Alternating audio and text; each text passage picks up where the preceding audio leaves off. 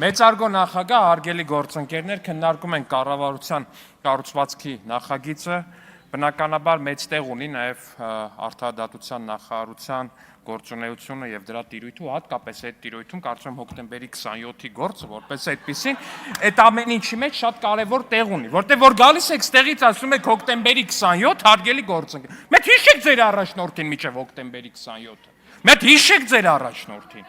Մեկ հիշեք, ինչ էր ասում ինքը իր մասին։ Ասում էր ես լինելով նախագահ իշխանություն չունեմ, ես անկախ արբիտր եմ, ընդամենը արբիտր եմ, ամբողջ իշխանությունը վարչապետի ձեռքում է եւ խորհրդարանի ձեռքում է։ Հոկտեմբերի 27-ին ինչ եղավ։ Խորհրդարանի նախագահը սպանվեց, վարչապետը սպանվեց։ Եվ ով զարմանք, այն եղնիկներով սվիտրով Հայաստան եկածը դարավ միլիարդատեր։ Պարոն Մանուկյանն էլ, որ այսօր 200 միլիոն քեշ դոլարի կողքը նստած գաղստեղ ասի կոռուպցիա եմ բացահայտել։ Պարոն Մանուկյան, կոռուպցիան բացահայտելու համար ստեղ գալ հասնել պետք չի, որ ձեզնից աչ թեքվեք, կնայեք ուղիղ կոռուպցիայի աչքերի մեջ, պարոն Մանուկյան։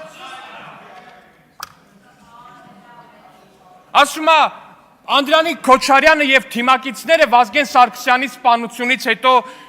պաշտոնների ցուցակ էին ներկայացրել։ Եվ Տիկին Խամոյան, այդ ցուցակից գոնե մեկը նշանակվել, հա? Չի նշանակվել, որովհետեւ Վազգեն Սարգսյանի սպանությունից հետո Ռոբերտ Քոչարյանը մաքրել է ամբողջ պետական ապարատը Վազգեն Սարգսյանի կադրերից։ Եվ այո, Վազգեն Սարգսյանի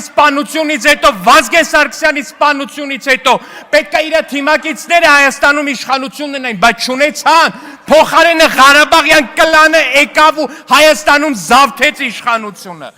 Զավթեց, հարստահարեց ու 200 միլիոն դոլարը ջեբները դրած, հիմա էլ նստած է, որ գաքստեղ ասեք, մենք կոռուպցիա ենք բացահայտում։ Դուք կոռուպցիա